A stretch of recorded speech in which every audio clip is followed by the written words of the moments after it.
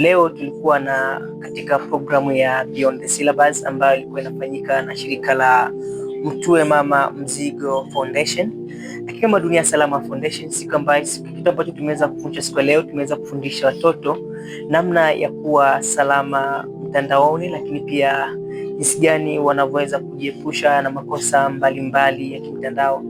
Kitu kingine ambacho tumeweza kuwafundisha watoto hawa ni baadhi ya tools mbalimbali ambazo wanaweza kuzitumia kwa ajili ya access education material. Na mfano wa tools hiyo ambayo tumeweza kuitoa kwa siku leo ni namna gani ya kutumia tools inaitwa Kiwix na akaweza kujipatia elimu mbalimbali ikiwemo access masomo na vipindi ambavyo vinawahusu kama watoto.